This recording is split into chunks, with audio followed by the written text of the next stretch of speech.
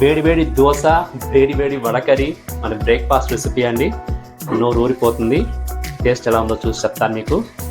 Wow, గుమ్మగుమ్మలాడిపోతుందండి, గుమ్మగుమ్మలాడిపోతుంది.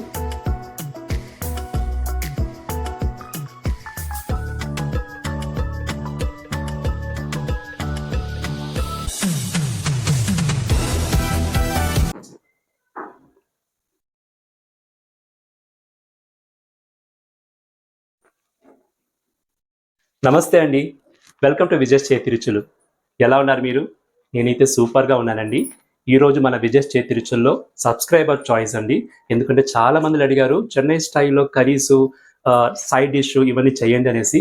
ఈరోజు ఒక super duper ఎమ్మి ఎమ్మి బ్రేక్ఫాస్ట్కి సైడ్ డిష్ రెసిపీ చేయబోతున్నాను. అదేంటో తెలుసా అండి? వడకరి. చెన్నై స్పెషల్ అండి. ఇడ్లీ, దోశ, ఆపం, ఇడియాపం ఇవన్నిటికీ ఇది చాలా సూపర్ సైడ్ డిష్ అండి. సింపుల్గా చేసుకోవచ్చు. ఎలా చేసుకోవాలో, ఏమేమి ఇంగ్రీడియంట్స్ కావాలో ఇవన్నీ ఈ వీడియోలో చూసి మీరు నేర్చుకొని చేసేయండి. ఓకేనా? ఇంకెందుకు ఆలస్యం, రండి రంగన దిగేస్తాం. ఏమండి, మన ఈరోజు వడకరికి నేను పచ్చి శనగపప్పు 2 గ్లాస్ తీసుకున్నాను. అంటే కొలతలో ఒక 200 గ్రామ్ ఉంది. ఆల్మోస్ట్ 3 to 4 అవర్స్ బాగా సోక్ చేసి పెట్టుకున్నాను. చూడండి, ఇప్పుడు మనం దీన్ని గ్రైండ్ చేయాలి. మనం వడ గ్రైండ్ చేస్తాం చూడండి, అలాగే గ్రైండ్ చేయాలి. కాకపోతే ఇందులో మనము కొన్ని ఇంగ్రీడియంట్స్ యాడ్ చేసుకోవాలి. అది మీరు నోట్ చేసుకోండి, సరేనా? చూడండి, మనము వాటర్ లేకుండా క్లీన్గా డ్రైన్ చేసి వేసుకోవాలన్నమాట. వాటర్ ఉంటే మన పిండి అనుకువైపోతుంది, కాబట్టి క్లీన్గా వాటర్ లేకుండా తీసుకోండి. నేను చిన్న జార్లు వేసుకుంటున్నాను, ఎందుకంటే బాగా రుబ్బుకోవచ్చు. ఒక 2-3 ఎడత అవుతుంది, నో వరీస్. సో ఫస్ట్ ఎడతలో మనం ఏం చేస్తామంటే, దీనికి కావాల్సిన కారం కావాల్సిన ఎండుమిరపకాయలు ఒక 3 నంబర్లు ఉంది. రెడ్ చిల్లీస్ 3 పీసెస్ తీసుకున్నాను. సోంపు 1 స్పూన్ ఉంది, అది కూడా యాడ్ చేసుకుంటున్నాను. సో ఇవి మనము ఇప్పుడు గ్రైండ్ చేసుకుంటాము. దాని తర్వాత మిగతా పప్పులను మనం గ్రైండ్ చేసుకుంటాము. వాటర్ లేకుండా మీరు తీసుకోవాలి, అది నోట్ చేసుకోండి. ఇలా పల్స్ మోడ్ గ్రైండ్ చేసుకోండి.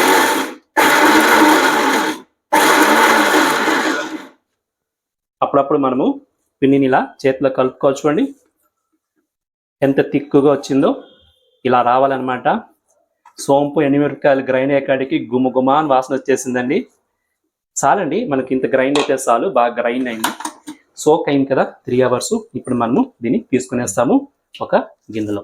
ఓకే, ఇలాగే మనము మిగతా పప్పును కూడా గ్రైండ్ చేసుకోవాలి. లాస్ట్ చేతితో కూడా అయిపోయింది పిండి. ఇదో చూడండి, మన పిండి రెడీ అయిపోయిందండి. ఎంత గట్టిగా ఎంత బాగా వచ్చింది చూడండి. ఇదిగో చూడండి, పప్పు అయితే రెడీ అయింది కదా. ఇప్పుడు మనం ఇందులో సాల్ట్ కొద్దిగా, కొత్తిమీర కొద్దిగా యాడ్ చేసుకుంటాము. సాల్ట్ నేను 1 స్పూన్ యాడ్ చేసినాను అంతే. కొత్తిమీర కొద్దిగా యాడ్ చేసుకున్నాను. ఇప్పుడు మనం దీన్ని బాగా కలిపేసుకుంటాము. ఎండుమిరపకాయలు, సోంపు, ఉప్పు, కొత్తిమీర అన్నీ వేసాం కదా, బాగా కలుపుకోవాలన్నమాట. ఎంత సింపుల్గా అయ్యే మార్నింగ్ బ్రేక్ఫాస్ట్ అండి. మన ఇడ్లీకి, దోశకి యూజువల్గా చట్నీ, సాంబారు ఇవి చేసుకుంటాం కదా, ఇడియాపానికి. ఇలాంటి ఒక డిఫరెంట్గా వడకరి చేయండి, చెన్నై స్పెషల్. మీ ఇంట్లో అందరూ మిమ్మల్ని శబాష్ అంటారు, నేను గ్యారంటీ దానికి. సో బాగా కలుపుకునే వాళ్ళు. ఇలా చూడండి, మంచి గుమ్మ వాసన వచ్చేసిందండి, సూపర్గా ఉంది. మన వడకరికి కావాల్సిన పిండి రెడీ అయిందండి. స్టవ్ మీద కడాయి పెట్టుకున్నాను, ఆయిల్ కూడా వేసుకున్నాను, బాగా హీట్ అవుతుంది. ఇప్పుడు మనము దీన్ని కాల్చుకోవాలి. ఏదైనా మీరు వడల మార్కు కాల్చుకోవచ్చు, లేకపోతే ఇలా పునుగుల మార్కులు కాల్చుకోవచ్చు. మేమైతే ఇలా చేస్తాము, అలాగే మీకు కూడా చూపిస్తున్నాను. సో ఇలా వేసుకునండి ఆయిల్లో, క్యాప్లు వేసుకోండి ఆయిల్లో.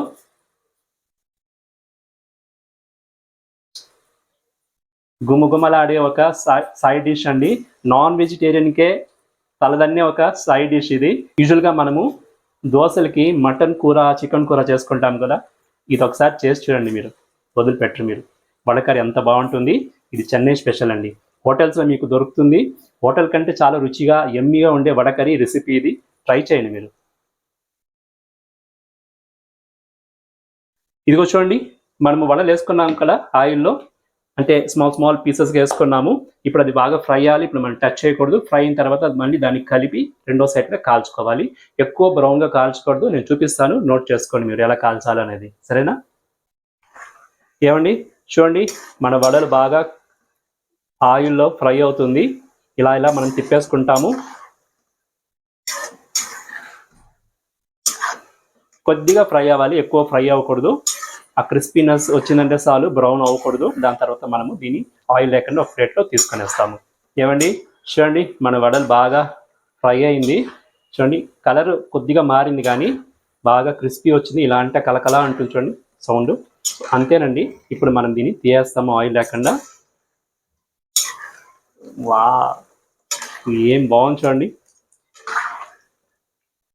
సూపర్గా వచ్చింది. ఇప్పుడు మనం దీన్ని ఆయిల్ లేకుండా ఒక ప్లేట్లో తీసుకునేస్తాము.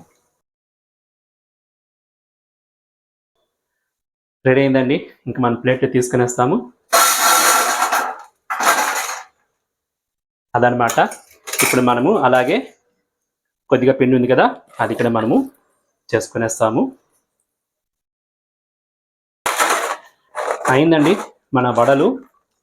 ఇప్పుడు మనము కళాయిలో కర్రీ చేసుకోవాలి. ఆయిల్ ఎక్కువ ఉంది కదా, సేమ్ మనము వడలు కాల్చుకున్నాం కదా అదే ఆయిల్లో చేస్తాము. సో ఆయిల్ తీయేస్తాము, ఎక్స్ట్రా ఆయిల్ అంతా తీసుకునేస్తాము.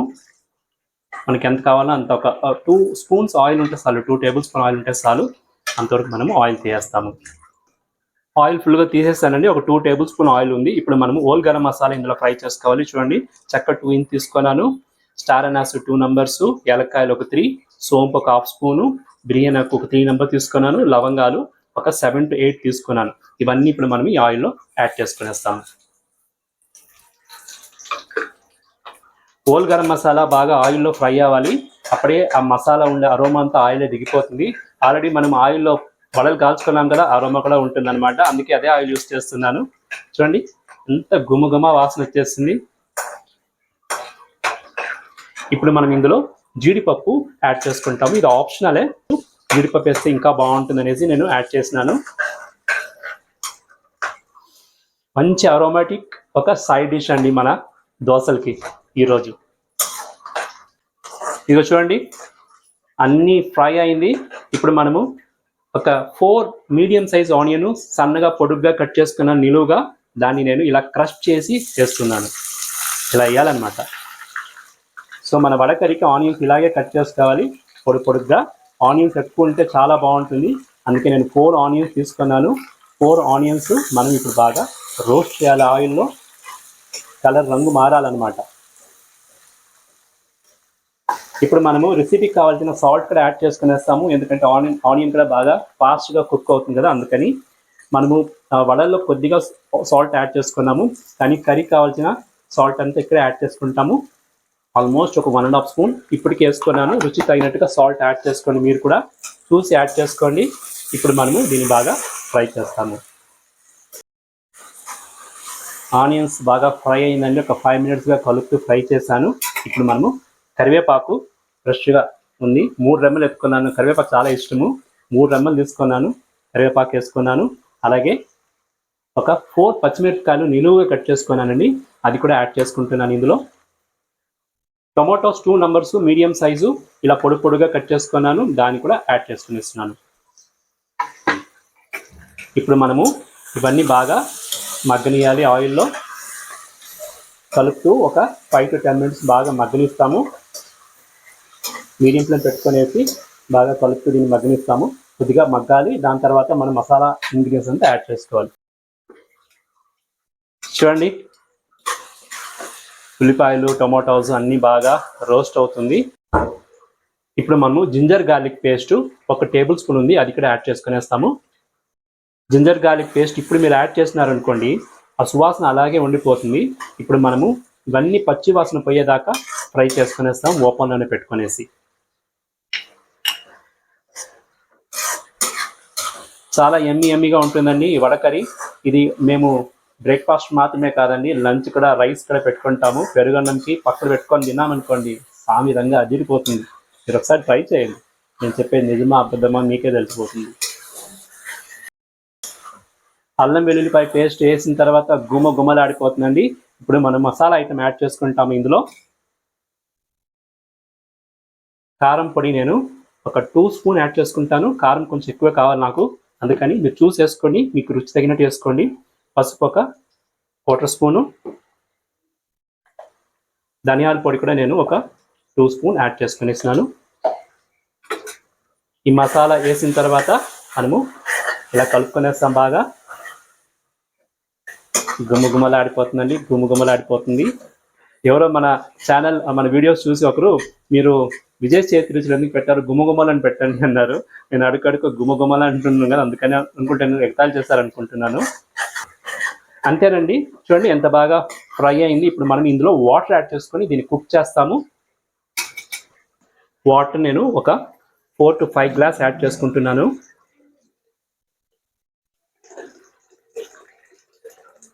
సో వాటర్ యాడ్ చేసుకొని మనం దీన్ని క్లోజ్ చేసి బాగా కుక్ చేయాలి. వావ్, ఏం రంగు మీద ఉంది చూడండి. సో అదే అనమాట.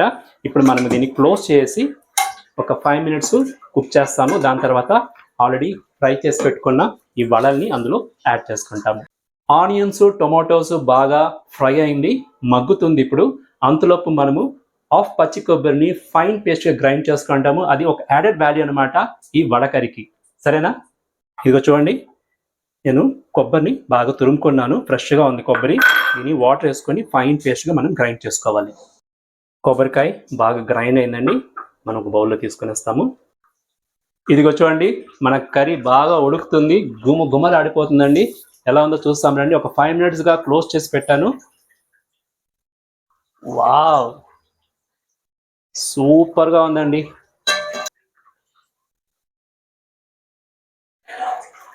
చూడండి, ఇలా ఒకసారి బాగా కలిపేసి మనము ఇందులో ఇప్పుడు మనము గ్రైండ్ చేసుకున్న కొబ్బరిని యాడ్ చేసుకుంటాము.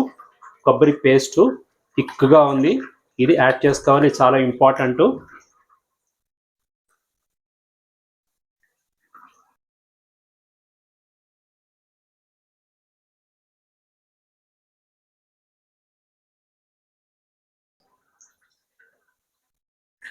ఒక్కసారి మనం కొబ్బరి వేసుకున్న తర్వాత దీని రుచి డిఫరెంట్గా అయిపోతుంది, హైలైట్ అనమాట.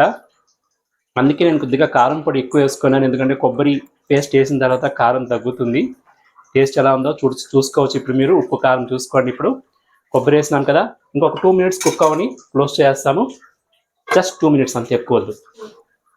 కొబ్బరి వేసిన తర్వాత ఒక ఉడుకు వచ్చేసిందండి, ఒక 2 minutes, ఎక్కువ లేదు. ఇదిగో చూడండి, గుమ్మగుమ్మలాడిపోతుందండి మన వడకరి రెసిపీ. వావ్, అంతేనండి. ఇప్పుడు మనము ఆల్రెడీ ఫ్రై చేసి పెట్టుకున్న వడలు ఇందులో యాడ్ చేసుకుంటాము. ఫైనల్ స్టేజ్ అనమాట. పిల్లలకు చాలా ఇష్టం అవుతుంది ఇది. యాక్చువల్గా ఈ వడలు ఇలాగే తినేవచ్చండి, అంత రుచిగా ఉంటుంది అనమాట. నేను కొద్దిగా చూసారా, కొద్దిగా పల్స్గా ఉంది, ఎందుకంటే వడ వేసిన తర్వాత అది కొంచెం గట్టి పడుతుంది అనమాట. కొద్దిగా చల్లారిందంటే కొద్దిగా గట్టి పడుతుంది అనమాట. సో ఎందుకు ఇంత నీళ్ళుగా ఉంది అనుకోకండి, ఎందుకంటే వడ వేసిన తర్వాత ఇంకా అనదర్ 2 minutes మనం దీన్ని కుక్ చేయాలి. ఎక్కువ కలపకూడదు. ఇలా కలిపేసి మనం ఒక 2 minutes ఇలా కుక్ చేస్తాము. దాని తర్వాత ఇది రెడీ అయినట్లే. సో అప్పుడు వాటర్ అంతా అందులో లాక్కుంటుంది కదా, అప్పుడు కరెక్ట్ కన్సిస్టెన్సీకి వచ్చేస్తుంది. ఒక 2 minutes వడలేసిన తర్వాత వడ కర్రీ కుక్ అయిందండి.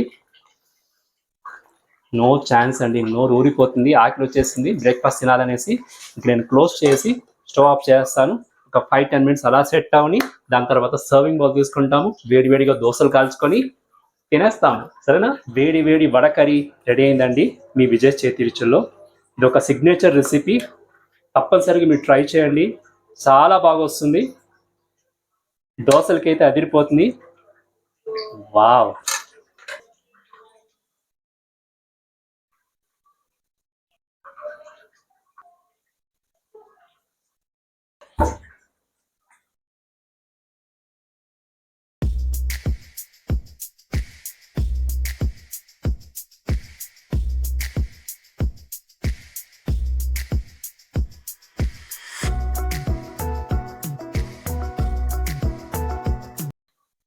వేడి వేడి దోశ, వేడి వేడి వడకరి మన బ్రేక్ఫాస్ట్ రెసిపీ అండి. నోరు ఊరిపోతుంది. టేస్ట్ ఎలా ఉందో చూసి చెప్తాను మీకు. వావ్, గుమగుమలాడిపోతుందండి, గుమగుమలాడిపోతుంది.